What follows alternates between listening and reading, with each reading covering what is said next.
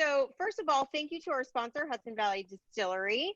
Everybody who registered received a promo code for their new ready-to-pour bottled cocktails. We will be resending that promo code after the event, probably tomorrow. So be on the lookout for that.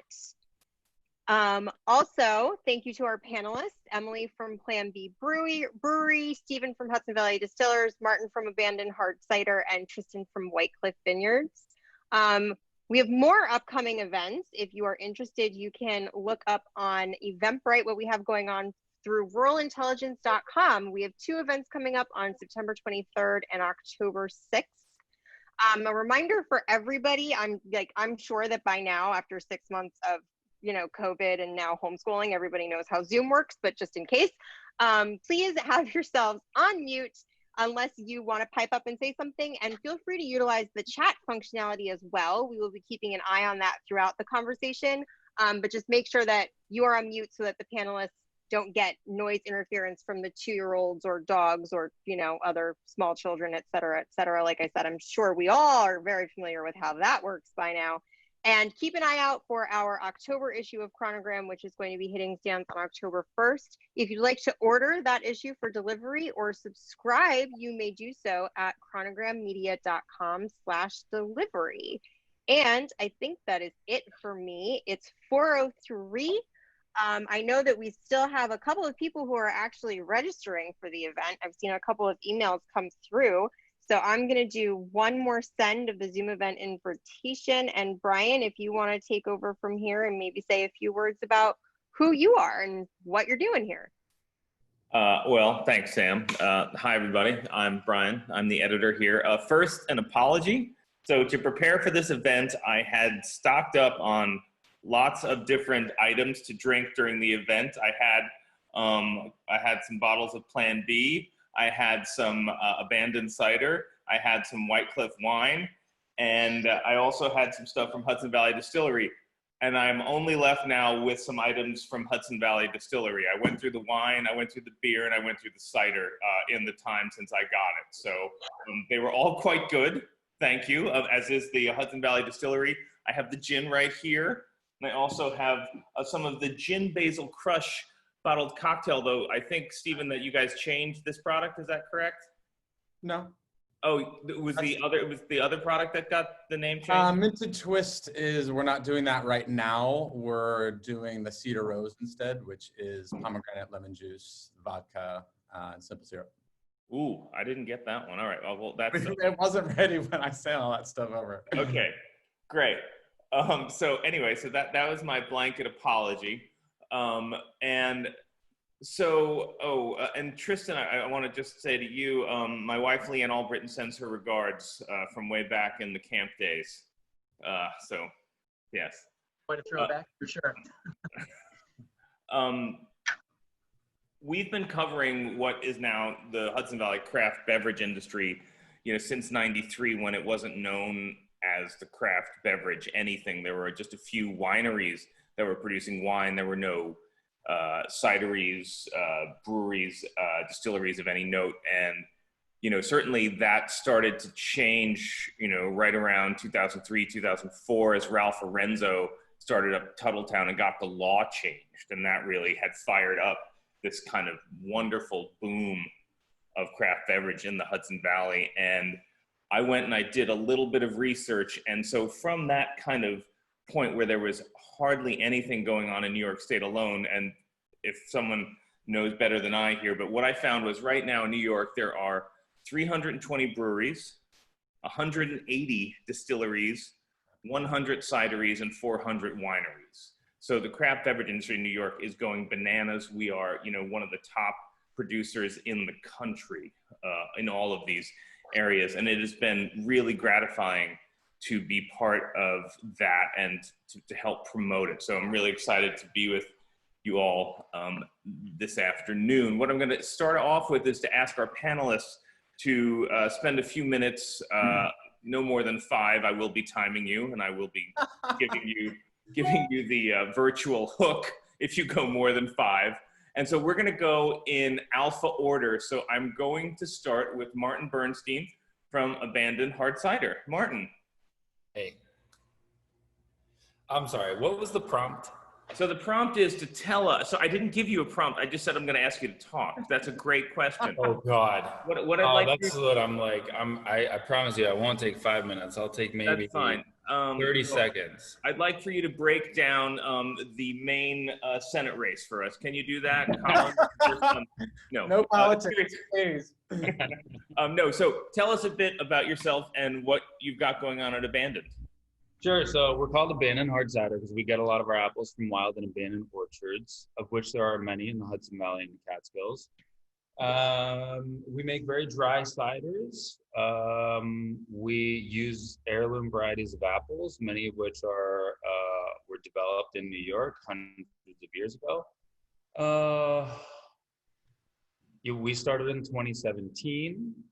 We just opened up our first tasting room in Woodstock on Route 28, right next to Santa Fe. Go and check it out. I guess we'll talk about it later, but that was part of our pivot, actually. We were going to build this like giant, massive thing, and then March came along, and then we were like, oh boy, let's do something small. So we have 600 square feet and one picnic bench, and it's perfect.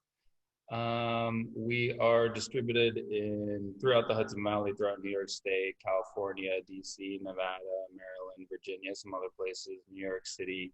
We're a two-man team. Me, I'm the apple guy, and Eric Childs, who's the cider guy. He's the guy who makes the cider, and I'm the guy who goes out and forages apples and does that fun stuff. Yeah. And so, Martin, how do you fit within the cider kind of from a production volume perspective? I would think that we are among the smallest, if not the smallest. But I don't know. I mean, everybody holds their cards tightly, and it's we're all colleagues, but we're all a little bit competitive. So, but I get the sense that we are very small compared to even some of the other small guys. We make, we're on track to make 30,000 gallons, which is, I mean, it sounds like a lot, but it's actually not a lot at all. Especially considering how widely distributed we are, or our geographical range. But we started out making, our first year in 2017, we made 2,000 gallons. And our challenge has been to scale up our incredibly difficult and challenging business model, which is to source a lot of wild apples. So literally we're climbing mountains and climbing trees to get to these weird, funky, totally wild apple trees. We don't only source from wild apples, but we certainly, every single, like on our label, we have a guarantee, and we guarantee that the foundation of all of our ciders is wild and abandoned orchards. And so we're committed to that just because we think it makes a baller cider. It's much more interesting when you use a wide variety of apple varieties. But that is a business model that is really not conducive to scaling up fast. A lot of our colleagues in the cider world use concentrate shipped in from China, where there's an endless supply of these frozen, blocks of concentrate that you just melt and you toss in some yeast and you can call it cider. We're doing it the hard way. So our goal is really to produce as much as the general public will drink, and we're like finding ourselves now for the first time in a position where we're not quite able to keep up with demand, which is very nice. But we're still, to answer your question, we're teeny tiny. Awesome. Okay, thank you. Well, there's a lot for us to follow up on there. Tristan, you're next. Tell us about what's happening out at Whitecliff. Well, the broad answer is we're trying desperately to make sure that we can keep making money and keep everybody safe. That's it in a word, which I'm sure everyone else on the panel can really appreciate and resonate with. In terms of like broad strokes, we're starting up crush right now. So we've started harvesting our grapes and bringing in grapes from other vineyards that we work with throughout the state. We only ever use New York grapes as a hard rule for us. And we've got a lot more being sold this year grape-wise than we normally do, because one of the many pivots we've had to do this year is scale down in our production of wine. So we're having a pretty good year in terms of growing. We've got a really solid yield for what we can keep the birds out of for our grapes this year. But, we just, like everybody, our sales are going to be at least in some way diminished this year. And if we did a full-scale production this year, we'd be sitting on huge quantities of product. So we're selling a lot more grapes this year than we ever have before, but we're still producing a lot of stuff, basically keeping all the best stuff for ourselves, and doing about as close to normal business as we can. That's generally what's going on with us right now. And so when you say you're selling grapes, who are you selling grapes to? I probably shouldn't say exactly who specifically, but a lot of other producers. Yeah, sorry, that's what I'm trying to figure out. Yeah. Yeah, so it's all New York State producers, and predominantly Hudson Valley producers, because we know everybody, we know all our neighbors. So if we're saying, hey, we've got, we're projecting something like 20 tons of extra Chardonnay this year, you want to buy it, you want to buy some of it. It's not hard. Everybody always wants more grapes. So if you have a surplus, you don't have to try hard to sell them. And so you're projecting that there's going to be a dip in demand, or you're already seeing a dip in demand. That's correct? It's been very variable. I'm sure that everyone else on the panel with tasting rooms can tell you the same thing. We've had months where we in some months we had basically twice what we would have had in the same portion of the year in 2019. And we've had other months where we were down more like 15-20% in our total sales. But a lot of this contributed to, our wholesale being diminished because restaurants aren't open. So any restaurant that carries our stuff is not buying wine through no fault of our own or anyone else's. But, wine stores and retail has been pretty much the same. We've been doing our best to keep things as open as we can. We have slightly diminished capacity in our tasting room. We have one tasting room, and we had plans to be opening a second one this year up at our new vineyard in Hudson, New York. But with a active plague, we felt like expansion was probably not a good idea. So we have delayed that probably till maybe next year, maybe 2022. It's going to depend greatly on how effective the vaccine is and stuff like that. But in terms of like our tasting room, we've been very busy, as busy as we can handle. We're doing everything outside. I know we're allowed to do stuff inside. We're not doing it just for everybody's safety. Got a lot of picnic tables and stuff like that with the view that people want to come and check out at our home vineyard, and doing tasting flights more like a brewery. We're giving everybody all the wine at once, and on a tray, and a sheet explaining all of the wines, and trying to keep it as normal as we possibly can. Yeah, normal. That's yeah, it's a challenge. Yeah, that's something for us to unpack. Stephen Theiss, you're out in LA? Yes, Theiss. Theiss. Theiss, it's okay. Nobody ever gets that right. Okay, wait, so what are you doing in LA, and why aren't you well, I live in Los Angeles. I've lived here for about 17 years. And so I run a small marketing agency here, doing promotional partnerships and marketing strategy and research for film studios here. I actually came on to the distillery with my brother-in-law and my sister about 1.5 years ago or so, to start rebranding all of our spirits and setting up a marketing strategy and a marketing plan. So they started about 2014. They opened their doors. And I don't know if you guys know, but we're in Claremont. We're about 10 minutes up the road from Red Hook on Route 9. We're a small batch farm distillery, and we have our, as you mentioned, our Fellows Gin, which is made from grapes. We have our Applejack, which is made from New York apples. And then we have our bourbon, New York wheat, and our vodka, Three Cedars vodka, is made with 100% New York organic non-GMO corn. So, so they started in 2014, And then over the course of years, at some point they came to me and my brother-in-law was like, hey, do you want to be part of this? I was like, yes, let's do this. So it's been a fun journey so far. And to speak to what everybody else is talking about, yes, this year has been extremely difficult. In fact, we finished the branding on all this stuff right as COVID hit. In fact, we had we were supposed to have a launch party for the vodka with the Bloody Mary event in Kingston on April 4th. So clearly that didn't happen.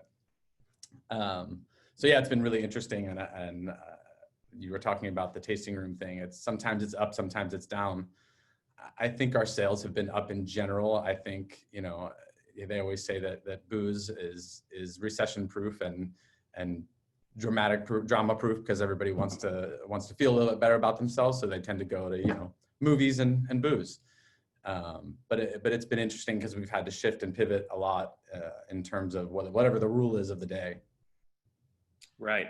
And I'm, you know, Tristan, you mentioned this a little bit, like that your tasting room is doing well. And certainly, you know, one of on the flip side of this, you know, many people in the Hudson Valley have been talking to me about how they feel like the amount of people coming in to the area has been so great, whether people are like moving up here, you know, post pandemic because, you know, why be in the city anymore and remote work is so prevalent, or just people coming up on the weekend because they want to get out of the city. And so, I mean, for those of you guys who have a tasting room, does it feel like you're having more traffic in the tasting room than you've had in years past, or is it flat?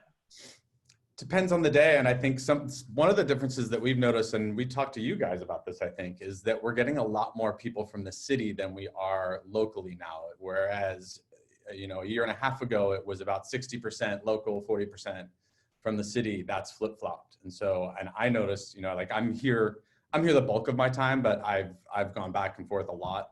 And when I'm there, I definitely notice a lot more New Yorkers coming through the tasting room. Mm-hmm. Cool. So before we move on, I just poured myself a little bit of the gin basil crush here. Excellent.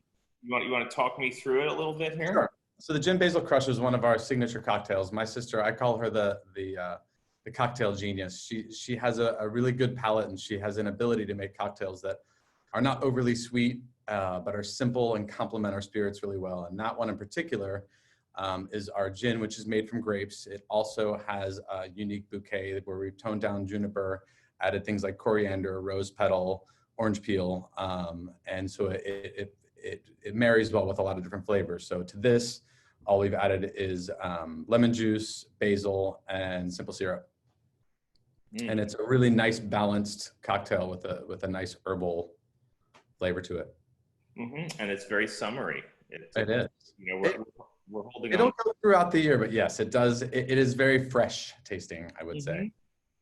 And it's funny because the gin by itself has a very strong flavor. And I'm interested to chat with you about making gin from grapes, but I'll hold that question. But the other flavors really balance out the gin. Yeah, I have very little left of the bottle that I was given of the so yeah, that's tremendous. All right, let me move on and get Emily Watson from Plan B Brewery. Emily, how are you? Good. Yeah, so we're even smaller. We're the smallest, I think. I was just running the numbers. I was like, we usually do about 15,000 gallons a year. So far, we've only done 5,000 because we had to shut down for a period of time with everything that was going on with COVID. We use 100% New York State ingredients. So we have a 25-acre farm located in Poughkeepsie, New York, and we source everything that we can directly from that farm. The things that we can't, we try to keep within a 30-mile radius from the farm for all of our sourced ingredients. And then our yeast comes from our raw honey and our honeycomb from our beehives on site. So it's actually a native mixed culture that we ferment all of our beers with. We do have a tasting room on site. It's our brewery and the tasting room are in this 1830s barn that we renovated that was on this historic farm that we're on in in Poughkeepsie right now. And yeah, so I think we're the only brewery in the entire country that only uses estate grown or state ingredients 100% of the time, including our yeast culture that we use for our beers. So we try to, we've tried to kind of brand our beers, because people will ask us what style of beer that we brew, and it's hard to really say, since we're not really imitating a style that already has been defined and exists. So we kind of call everything a barn beer, since it's brewed in our barn, and we try to educate people about what we're doing that is very different than most breweries in this country, to try to get them to understand that the flavor profiles are going to be hard to attribute to other styles of beer. Sometimes we use the term wild ale, but that's kind of a very broad catch-all term.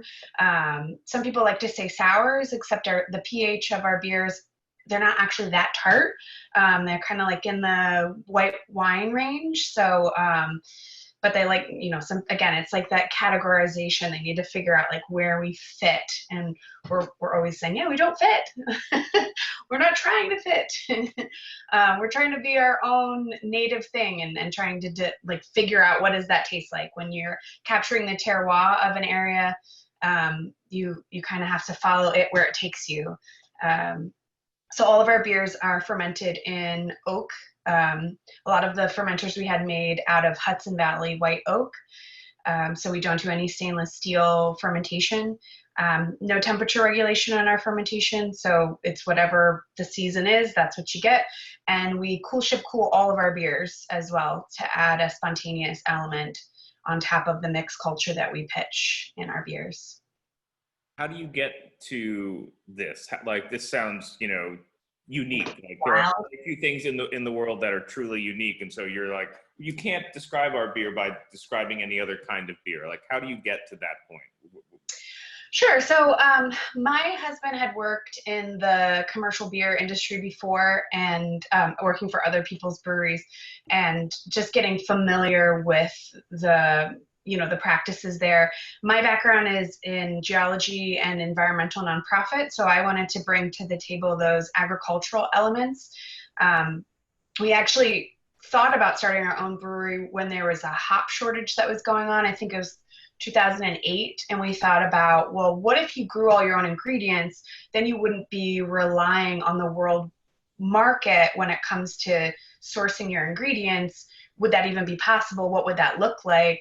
If you're farming everything, you essentially would have more control. And then just thinking about, regional beverages, and how, a lot of wineries, you would be surprised if you went to a winery and they weren't growing their own grapes. Why is it that with breweries, we only think of them in like these industrial parks where they're so removed from their agricultural elements?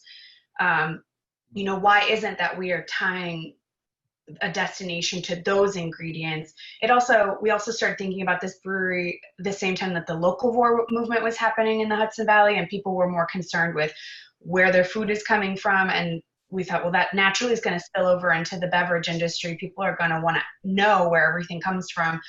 Our barley, everything we grow is organic, and the barley we contract it from Stonehouse Farm in Hudson, New York, and they're growing a unique, they have a really great farm there.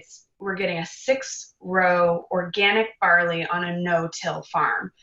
So every element of our brewery, even down to where we source like cleaning materials, we're trying to think about our carbon footprint, and we're constantly trying to get closer and closer to becoming like a net zero business. That's just my background and my personal passion. But people have really responded to it, and it's really, in this climate where we're thinking, with COVID, obviously it's jarred everything that we're thinking about, and thinking about, can we get certain goods and services from different areas? Like, I'm used to buying this from over here, and it comes through this customs, and how am I going to get this? And we've been very fortunate, since our chain is so local, I pick up my ingredients. I know where they come from. So they're so close to where I am that, you know, if I didn't have to worry about stuff coming in from Canada or grain coming in, you know, from Germany, everything's here. So for that piece, at least, it kind of worked in the concept that we were thinking, like, well, what if a crisis happens? What would we do? And so we've joked that we've been building this apocalyptic brewery since the beginning. So yeah, I don't know. We're crazy. We're a 2-person team too. It's just me and my husband. So we have no employees, and we've just designed this thing to be super small so that it can just kind of be, you know, it's a lifestyle choice. So we decided this is what we want to do with our time, and so we've kept it really small, and we'll keep it small. We don't intend on getting bigger. There's no desire for scale. No. I mean, we've talked about if other people were interested in replicating what we do, kind of franchising it. So having the ability to bring in somebody, mentor them, and say, you know, there'll be a Plan B New Jersey or a Plan B California. And every single one of those beers will taste different because they'll be capturing their terroir and just doing it in the structured way that we've done it, basically. It's a rare business owner that makes a product as good as yours that does not want to scale up. So that's an interesting position that you're in, and I appreciate what you're saying, because given the constraints that you operate under, how would you scale, right? Yeah. I mean, we wanted to be 500 barrels a year maximum, which is like 15,000 gallons, because then beyond that it becomes unmanageable for 2 people. And we kind of like being able to touch and be a part of all the process of the brewery. I mean, my husband does all the artwork, he plays the music, he does all of the marketing, you know, the marketing, advertising stuff that we do.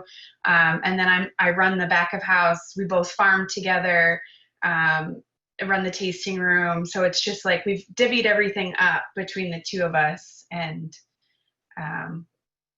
yeah, so it works. And your tasting room is now open? It is. So it's open Friday, Saturday, and Sunday from noon to 7, and we will keep it open probably through the end of November.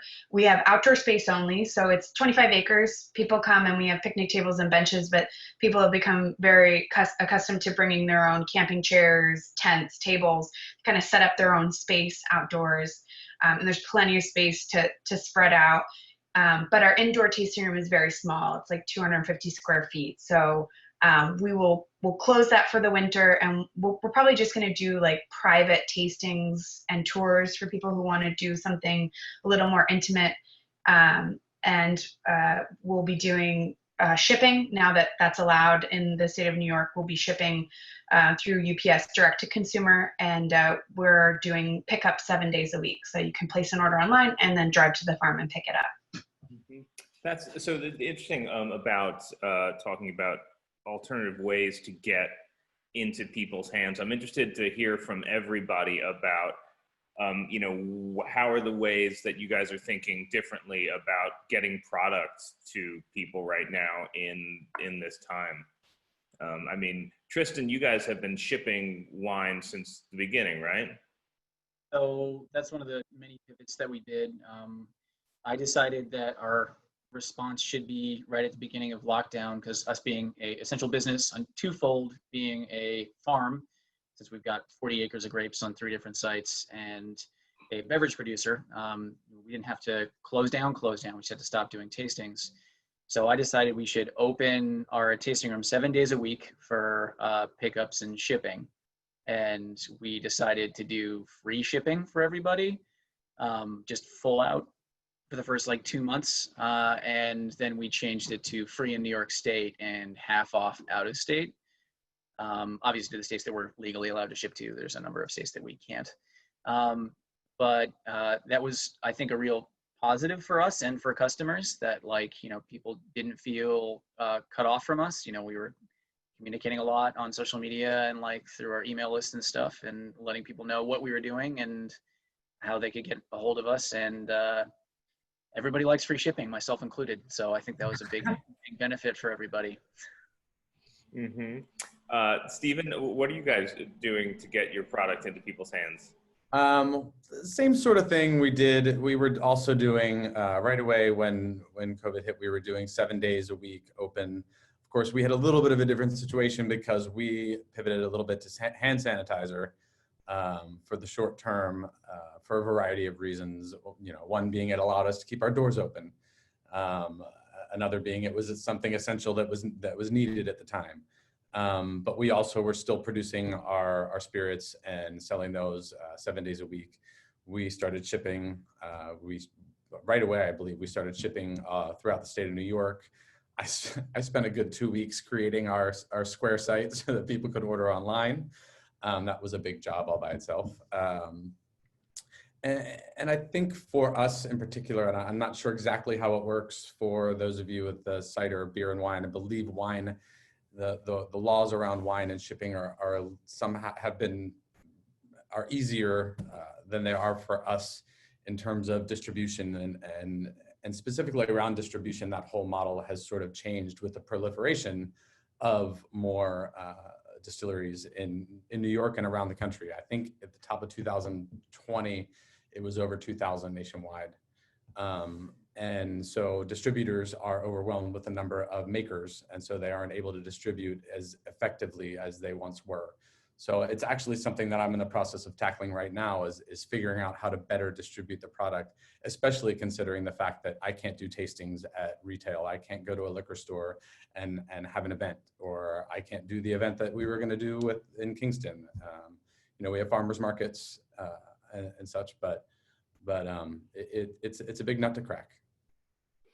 Yeah, and then the bottled cocktails, how do they get to people? Well, we are actually in the process of making those shelf stable right now. So we're working with a consultancy that will help us get those to a shelf stable product. Right now, they have to be all refrigerated because it's all natural ingredients. We will still use natural ingredients, but we'll have to but we're working on a way to get them shelf stable, which might be heat treatment or a preservative, in order to get them so that we can ship them without them being refrigerated and have them sit on store shelves. And that will hopefully be happening within the next 2 to 3 months. And that's been a big thing for us. The bottled cocktails has been a really interesting experiment, actually. And it's something we talked about for the past couple of years. And it was always something that we were going to do. And then, you know, and I can talk about this when you talk about what we did to pivot in COVID, but that was one of the things. Okay, let's talk about it. Yeah, so why? So when COVID struck, we immediately switched to hand sanitizer. And it was really funny because like you said, I'm Los Angeles. And somewhere around the beginning of April, you know, I'm walking around my house in circles and I'm not going into the office for my clients. And my sister said, why don't you just get in the car and drive here? And so I did. I got in the car and I drove to New York, 3 days. What was it like driving across a country suffering a plague?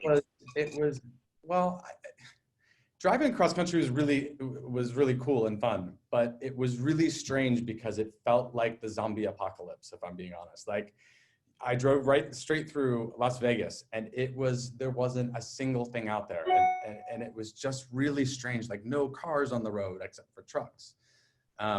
What was good about it is I was able to get there in 3 days because there was nobody on the road. But it was very interesting and harrowing at first, and then it was kind of nice to see how pretty the country is as I drove across. So anyway, once I got there, it was just a mad dash, you know, from everything from trying to find packaging. You know, packaging. One day you'd be able to buy all the bottles for the sanitizer, and the next day they're all out. And so our packaging was changing constantly. We were trying to figure out how to get our shipping up and running with UPS. And getting enough ingredients so that we could make our hand sanitizer. So that it took 3 weeks to a month to sort of get that under control. And that's when we said, okay, we really need to start doing our to-go cocktails to test these out. My sister spent the last 6 years developing these amazing signature cocktails. And I kept saying, I want to get these out there. I want to get these out there. So we just started bottling them up in our 375 milliliter bottles and, you know, trying them out, and people just went nuts. You know, like, can we get these in bigger sizes? Can we get these in 750s? And it was just that moment where I looked at my sister and I said, you see what's happening, right? And we realized it was something we really needed to ramp up. And so we started working on, I started working on the labeling and the packaging, and then we started trying to figure out how do we get these shelf stable, and let's hire a consultancy that can help us get that done. And so for the last couple of months, that's really been one of our biggest goals.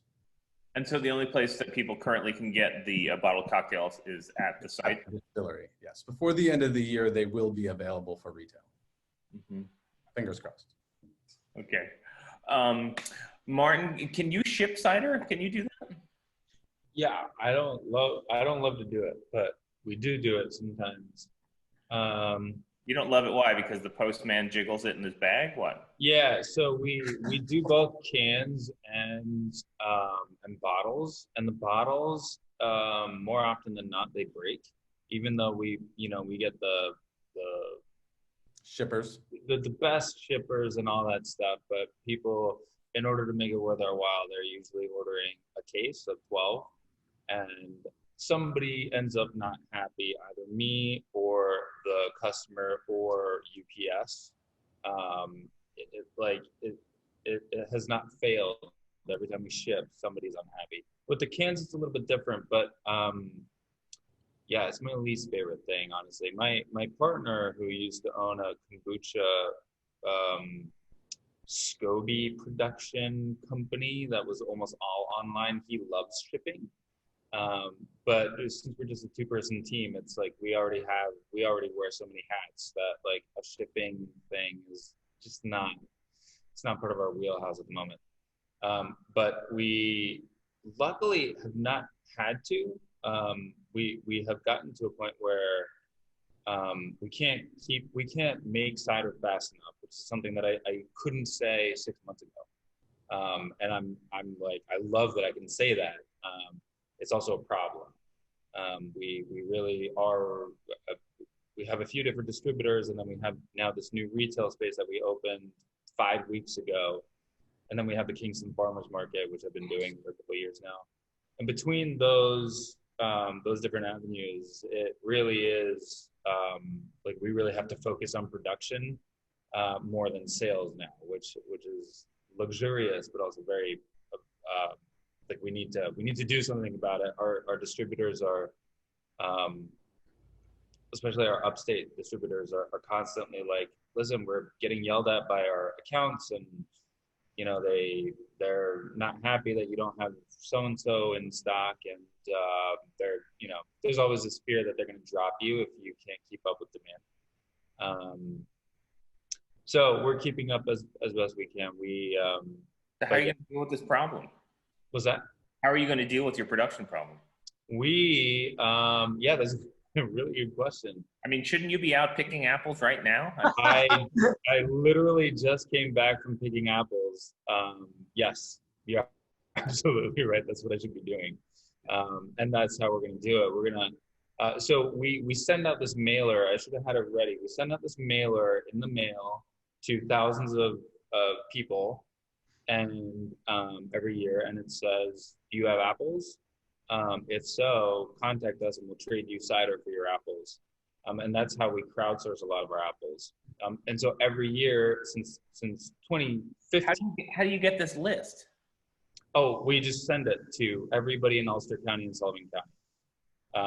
I haven't gotten one. I live in Ulster County. Oh, really? So there are certain areas that we avoid. So through the Postal Service, right. If you ever want to do direct mail, the USPS, at least up until now, we'll see in the future, but up until now has been super helpful, and you can generate your route. And anyway, so we do that, and especially in the mountain areas where we know there's a lot of apples in people's backyards, we'll send this out.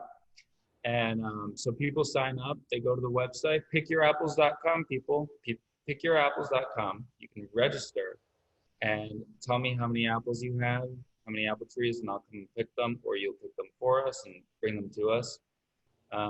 So we get a lot of apples that way.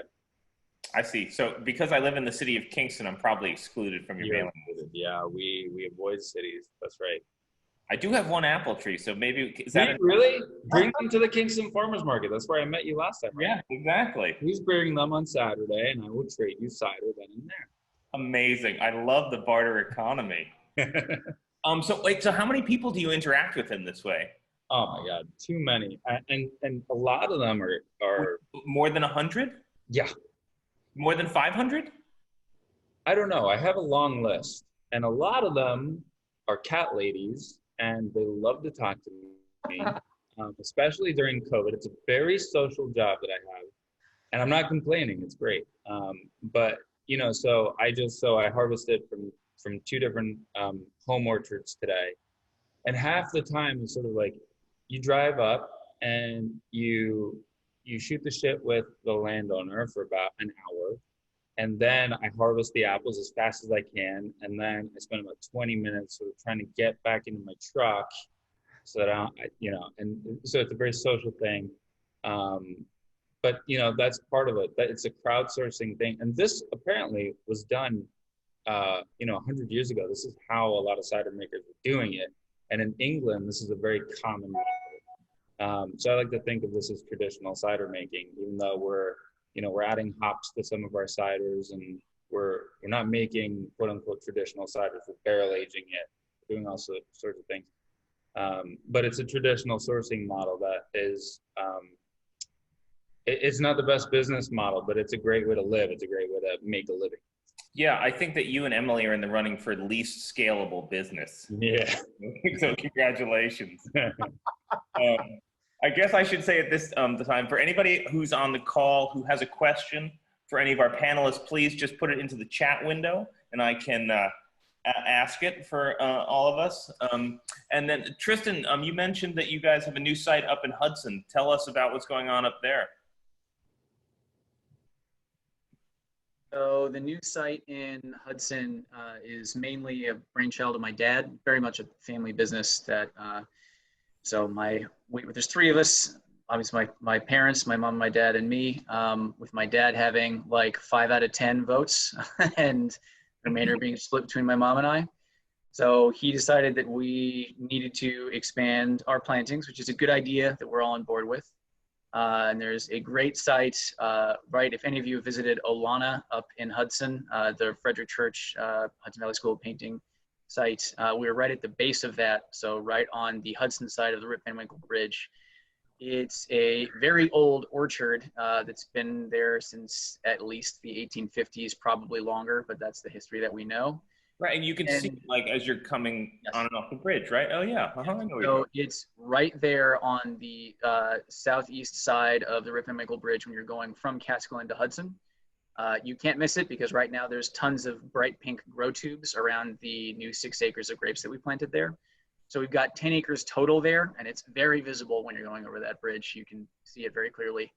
And it is mainly grapes that are going to do better at that site than over here. So while it's an hour north of our home site, which is in Gardner, just outside of New Paltz, it has better airflow, better moderation of temperatures because it's right on the river with very steep hillside. So the cold just rolls right off of it, and we can grow more fragile stuff there than we can here in a lot of cases, like Pinot Noir, which we grow here on the farm, but we don't usually get the quantity of harvest that we want. We get the quality of harvest we want, but not the quantity, because it'll get cold damage at some point for sure. And there at this site, an hour north of us, it does not, because it's right on the river with a steep slope, so we don't have to worry about it. So we've got Cabernet Franc, Pinot Noir, Chardonnay, and Gamay Noir planted there right now. And hopefully my dad does not get a bee in his bonnet about expanding the plantings there further, because we're kind of doing as much as we possibly can. So you guys must be excited then. It sounds like a great site. It is a fantastic site. It's beautiful. 2, it's fantastic for growing what we want to grow. And 3, we do have the space there to open another tasting room, which we do, again, plan on doing. We just have kicked that can down the road to an unknown date for when that makes sense for us. I'm jealous of Martin being able to just be like, we're going to open the tasting room now. We went the exact opposite route. I'm like, let's double down on our home space and do that later. Mm-hmm. Right. Emily, speaking about pivots, we had featured Plan B a few months back in the magazine, and we had written about you guys shipping to China. Mm-hmm. Can you tell us about how that happened? Sure. So we had an international exporter who had been coming to us for years saying that he felt that our product would do really well in other markets. and because we don't sell, because we have such a small quantity to sell, we try to focus it in sort of the East Coast. We do send some of it out to a company called Tavor in Washington State, but they're a direct-to-consumer business. So he'd been telling us that he really wanted to try our beers in different markets, and when all other opportunities closed their doors in March, I said, this would be a great opportunity for us. And as he was explaining to me that in March and April, when everything was shutting down here, things were starting to open back up in China because they had gone through their quarantine, and they had stopped, and they were in need of beer. Since what we do is bottle conditioned, we store it at room temperature, and it can last for 5 years plus in the bottle. It's a good candidate to send overseas, unlike something that like a hoppy beer, which needs to be refrigerated and drank as quickly as possible to the day that it was packaged for quality. Our beers get better with time. It's just the nature of the organism that we work with. So it had worked out that we were able to send a couple of pallets to China. They've already reordered, and we've sent that back. It sent a couple more pallets. But through his help, we've also gone to Taiwan, Korea, Sweden, Denmark, Australia, Canada, and I think we're also in places in London as well. So Wow. we sent beer on the international. Yeah. So given your limited production, like how does that fit into your vision of what you want to do? Sure. So we haven't had a direct retail outlet. So we've been a brewery for 7 years, and we've only had a tasting room for 2. So prior to that, we were either doing, we did do farmers markets at the very beginning, but then we were more of a wholesale distribution partner. So we didn't actually sell our own product for a period of time. We had to send it out to sales teams because there was only 2 of us. Last year it was 50-50. So 50% of our production went out through distribution channels and 50% we sold on site. This year, most of it was sold directly on site, just because those distribution opportunities aren't really available right now, since most of our beer was going to restaurants. So yeah, we're not sending a lot when we do this. Usually it's a pallet, which is 68 cases. So it takes up a not a very large portion of what we sell, but we do have, even in the U.S. we've sold probably a pallet or 2 every year into like the Pennsylvania, New Jersey, New York, Connecticut, Massachusetts, Rhode Island, Maine, Virginia, North Carolina. So they'll take a pallet or 2, up to 4 pallets. New York City was our main distribution center, so that's where most of our production, if it went through distribution, went down into the city. Got it. Okay. So that doesn't seem like a huge growth opportunity for you. It'll be something that will be part of what you guys are doing, but it seems like it'll be some kind of luxury. I'm imagining the Chinese market of, a billion plus people, and there's like, 2 pallets coming in, and, it's the largest beer. It's the largest alcohol industry in the world. They drink more alcohol than Germany by like 3 times. So yeah, right, we're not making like a huge impact. But we're at some like really, the benefit is in all the places that we distribute our beer, because it is such a niche coveted product, we seem to be in all the high-end places. So there's not a lot of it, so it gets distributed to these kind of, places where they're going to take the extra time to explain our story and get it out there, because of just how limited it is. I can't wait to the day where the buses full of Chinese tourists start pulling up to Plan B and they start filing out and demanding. It already happened. Yeah, not a bus, but yeah, I've already had people who are getting in contact with me, like, how do I get more of this? I'm like, I don't know. Come here. Come to Poughkeepsie. Of course. Everyone wants to go to Poughkeepsie. So it's Stephen. I had the burning question as I'm sitting here. I'm drinking the Fellows Gin on the rocks. I've run out of the bottled cocktail, sadly.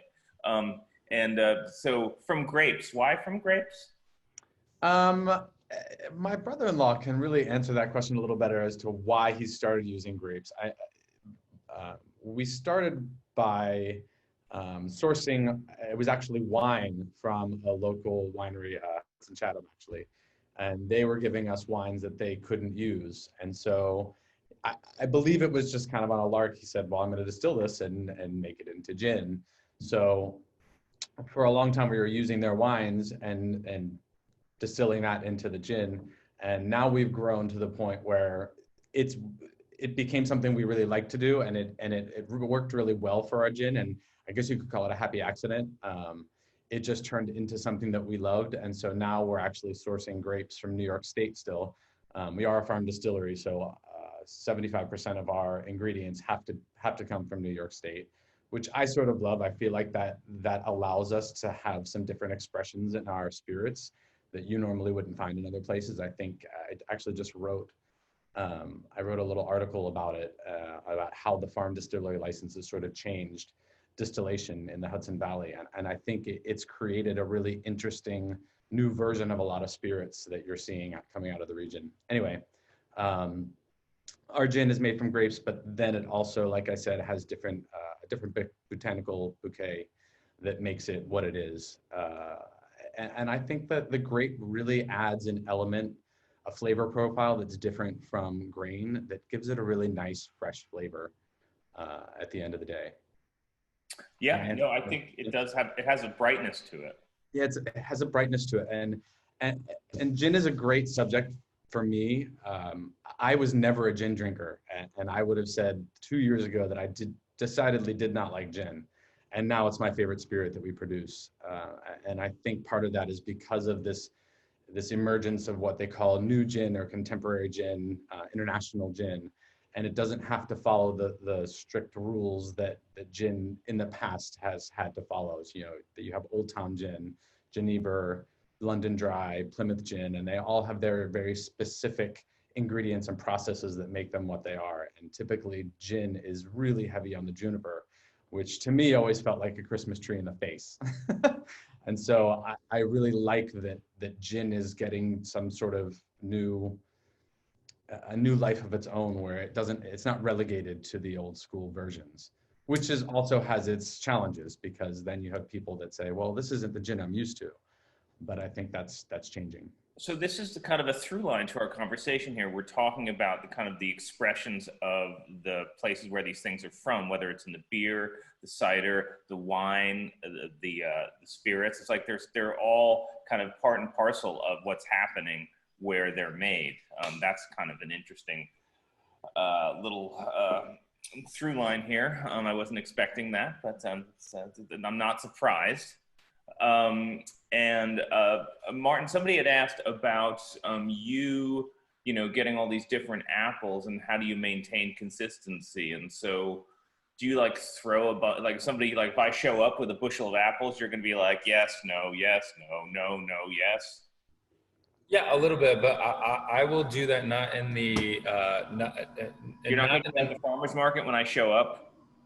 Yeah, except I won't do that for the sake of consistency. I'll do that just because most people don't know what a non-rotten apple is versus a rotten apple. It's kind of hard to tell, but no, for consistency's sake, we are not really striving for consistency, because every cider that we make will have the year very clearly labeled on it. I don't have any product here, but we'll put the year on there, kind of like a wine, like your traditional wine will have 2017 vintage. It's a Rothschild, whatever, 1969, and you kind of know that that's a great year. Similarly, we will do that. I don't know where my cider is, but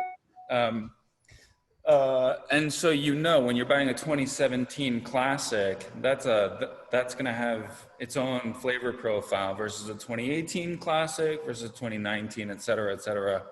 just trying to find something.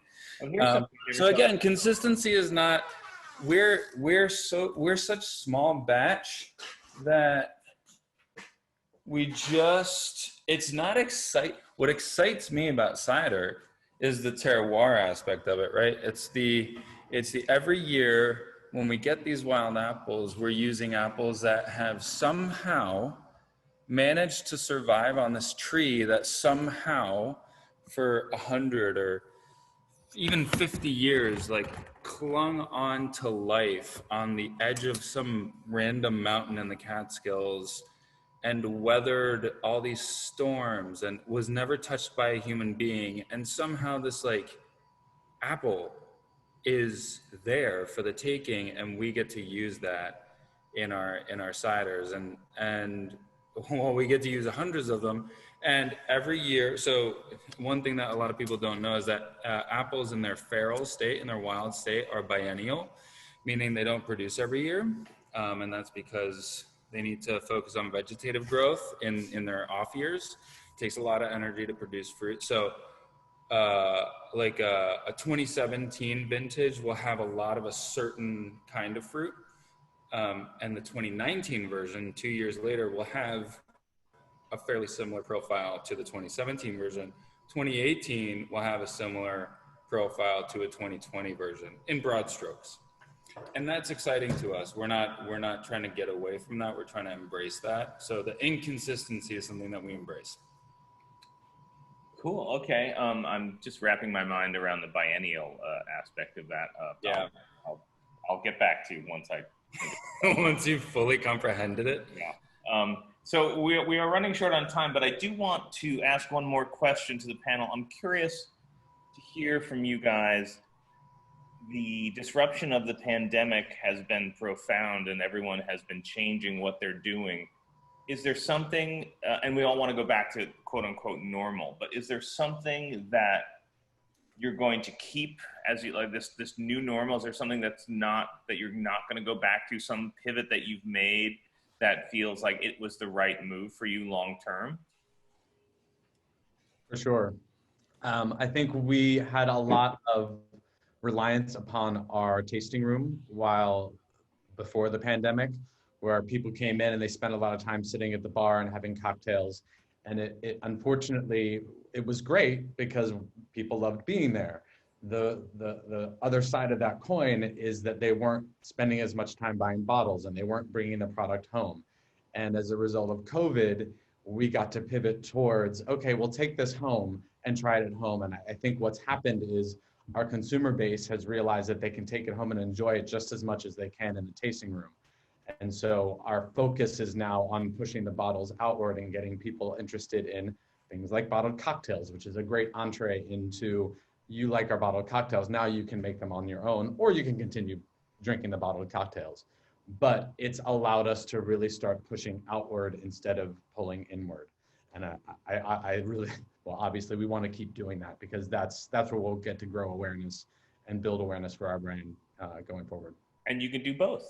Exactly. People can still come and we have the cocktail garden. We've got lots of space. We're on a farm too, so we have tents and tables and all that sort of stuff. Brand new fire pit. So hopefully, as long as the weather holds, we'll have outdoor seating. Nice. Tristan, some pivot that you guys are going to keep? A lot. We've been happy with a number of the changes. Some that we've been forced to make and some that we chose to make. We'd never done reservations for tastings before. And frankly, it's awesome. Both from like a business perspective, like I know how much staff I need for a day and I know what to expect and my staff knows what to expect for a day. And I think for people too, they know that they're going to be fine at the time that we've approved a reservation for. So like they don't have to stress like, well, maybe it's going to be busy at 2 o'clock on Saturday. Like, nope, we told you you're good to come in, so you can just come on in. One thing we're going to continue doing is like continue to do these like seated tastings in some form. So we're going to continue to have people doing like these outdoor, or when it's cold outside, indoor, inside, like seated tasting flight where, we come, we talk to you, explain the wines, you get the wines as a flight, and then we wander off and leave you to your business. And then we'll have, when we're able to, the usual standing at the bar, and, you're getting a lot more hands-on, like talking to staff and answering questions, and like what I enjoy more about being behind, like talking to the public and like getting to like really know what they want and getting to give them what they want. Whereas, with the tasting flights, I think customers really liked it a lot because they kind of get left to their own devices. But for us as a business model, we like educating people about wine in general and what we do specifically. So I think we're going to do both of those things. Those are probably the biggest things we're going to continue, and that we're happiest with about changes we made. It's interesting, just on the reservations, I was talking to an art gallery owner who said actually the same thing, because they had to limit the number of people in the gallery. They had people make reservations, and they knew who was coming. Then they could, like, they would say, like, if somebody who was a real collector, they could do research on who they were, what they might be interested in, how to tailor the experience to them. So it felt, like very much tailored to them. So I think that's an interesting point to make, because I think for a number of industries that this idea of signing up in advance, registering in advance is going to stick. I think that's an interesting. Yeah. I see it as a real pro, and I know that all of my staff would agree that it is really nice just knowing what to expect. And, I know that I feel that way when I'm on the rare occasion I have time to go out and have somebody else's alcohol. Like I enjoy, calling ahead and letting them know that I'm coming. By the way, I've had every other Panelists product, and I love all of it. I live in Kingston, and I get the abandoned cider at the farmer's market. The Hudson Distilling, I drink all the time. I think I've met you. I met you at a function at Sloop Brewery, I think. You definitely have met. Yes, absolutely. And Emily, I've had your beer only a couple times because it's hard to find, and I don't get to Poughkeepsie very often, but it's delicious. Ditto. We're in Claremont. We make the stuff in Claremont. That's so I've had Hudson Valley Distillers. We both do the farmers market. Yep. And your cider is great. I love your packaging, by the way. Thank you so much. That's my cousin and I who did that, but I'll give most of it. Done. Okay, so just on the packaging side, I finally found something where it says 2019 harvest. So that, just to answer that question right there, that's how we distinguish. And I drew that. I just want to take credit for it. Well done. Hey, Martin. Clap, slow clap. Yeah. Martin, quick question. How long does cider age? Like, how long is it good for is what I should say. Oh, man. How long is it good? Time will tell. Eric and I, my partner, we made our first batch together in 2015. And every so often we'll crack open a 2015 vintage, and it's better than the last time as long as it's in glass. We don't know. It could be 10 years. It could be 20 years. It could be 5 years. Who knows? It might reach a peak at 5 years and then sort of go downhill from there. The packaging is important, but I think it's like a wine. And I mean, cider is wine. The way that we make it, it is wine. It's just replaced grapes with apples, and that's what it is. And so if made properly, if packaged properly, and if stored properly, it will only get better. And also in our cans, like in our cans, this is from 2018, and they're great. I'm drinking them right now. So the question, is there a pivot that you've made that you're going to keep? We'll keep doing the tasting room, which we opened 5 weeks ago. So far, very good. And we would like to open up a new one, but we were just talking about like, then we have to hire people, and then we have to like be bosses. And that's a pain in the butt. Yeah. Oh my God. I used to be a boss in my previous job. I'm like trying to get away from that. But our pivot is really just to like have more face-to-face contact with do more retail basically, and have more face-to-face contact with our customers. So do more farmers markets and do more tasting rooms. And it's not a pivot really. It's just a sort of natural conclusion. Right. Okay. And then Emily, other than shipping beer to the high-end bits of China, anything else that you guys are going to keep? I mean, as I understand it, this is the first time beer has been allowed to be shipped directly from the manufacturer to the consumers as part of this, the changes of the executive order, and that has to be renewed every 30 days. So it might be taken away at some point. But shipping direct to consumer has been a great outlet for us that was just never available before. We're looking, as our tasting room will probably be shutting down at the end of November, to ship direct to consumer in other states as well. So I've got all that paperwork that I'm working through now. So hopefully we'll be opening other states up as well. And we're going to try the reservation thing over the winter for the first time, which again sounds really like a great choice for us for all the reasons that you mentioned, to be able to see how many people are coming, to understand, you know, what's my day going to be like, how many people am I going to have, who's coming. Maybe it can do, like you said, do research on who's coming and figure out, oh, this person's coming, oh, they have their own cidery or they have their own brewery, and that'd be really great to, you know, try some of their beers or ciders before they get there. And so I'm excited for that, something that we've never tried before. And I think it'll be a great opportunity for us to kind of do, because we've always done grassroots, you know, efforts in order to get people to understand what our product is. And I think this is even gonna push that farther by having these really intimate, private tastings. We've never done brewery tours before of our facility for people. So I think that'll be a great opportunity for people to actually get in there and see, you know, all the equipment that we use. And so yeah, that's another pivot that's coming for us. But we've been very fortunate that outdoor seating has been what people want. And so our tasting room has been doing better during this time because we have so much space for people to really stretch out. Sometimes our parking lot will be full and I'll walk outside and I'll be like, I don't see a single person. Like, where are all the people? And they're just kind of what we want. They're making the farm their own, finding a little place for them and their family to set up. And that's exactly what we want. So I think it's, you know, push that even farther for us in bringing people to the farm. And then we'll try all these new things once people can't come to the farm.